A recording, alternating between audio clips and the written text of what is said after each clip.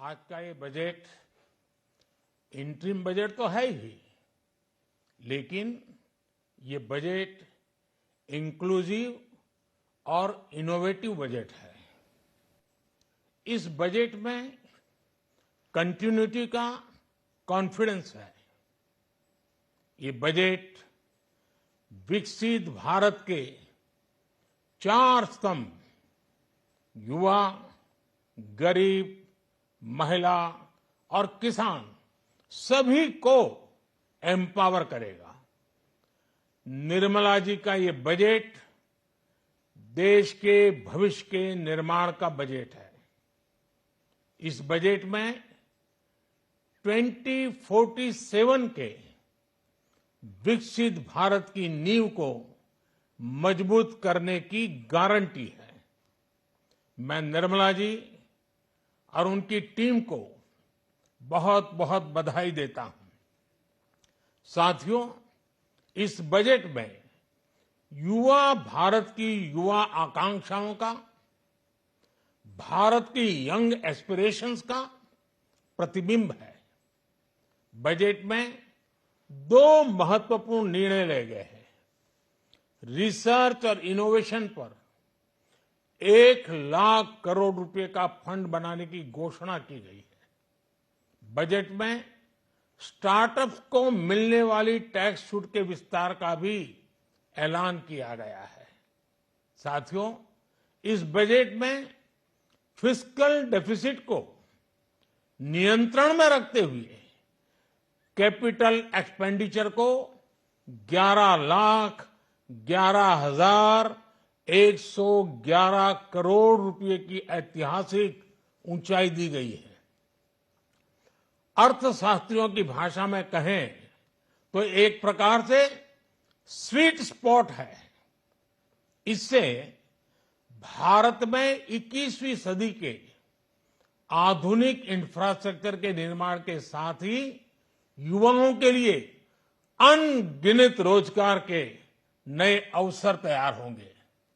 Budget में Vande Bharat standard की 40,000 आधुनिक बोगियां बनाकर उन्हें सामान्य यात्री ट्रेनों में लगाने का ऐलान किया गया है। इससे देश के अलग अलग रेल रूट पर करोड़ों यात्रियों में आरामदायक यात्रा का अनुभव बढ़ेगा।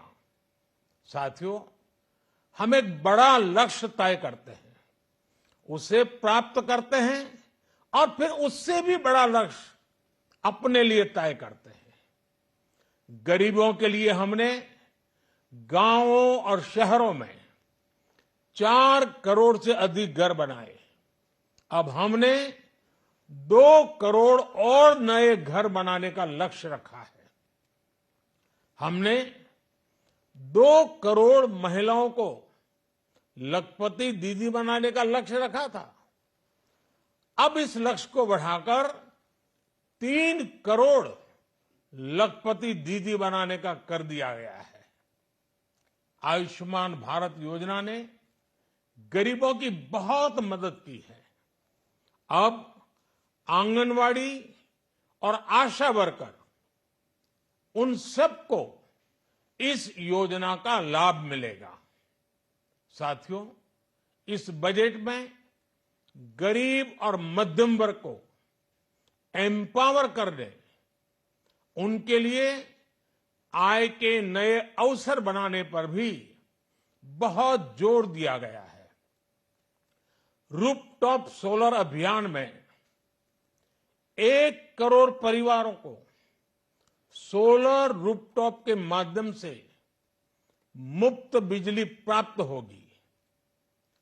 इतना ही नहीं, सरकार को अतिरिक्त बिजली बेचकर लोगों को 15 से 20 हजार प्रति वर्ष की आय भी होगी और ये हर परिवार को होगी। साथियों, आज जिस इनकम टैक्स रेमिशन स्कीम की घोषणा की गई है, उससे मध्यम वर्ग के करीब 1 करोड़ लोगों को बड़ी राहत मिलेगी। पिछली सरकारों ने सामान्य मानवी के सिर पर दशकों से ये बहुत बड़ी तलवार लटका कर रखी थी। आज इस बजट में किसानों के लिए भी बहुत महत्वपूर्ण और बड़े निर्णय लिए गए हैं। नैनो डीएपी का उपयोग हो, पशुओं के लिए नई योजना हो, पीएम मत्स्य संपदा योजना का विस्तार हो और आत्मनिर्भर ऑयल सीड अभियान हो। इससे किसानों की आय बढ़ेगी और खर्च कम होगा। मैं एक बार फिर सभी देशवासियों को इस ऐतिहासिक बजट के लिए शुभकामनाएं देता हूं। बहुत बहुत धन्यवाद।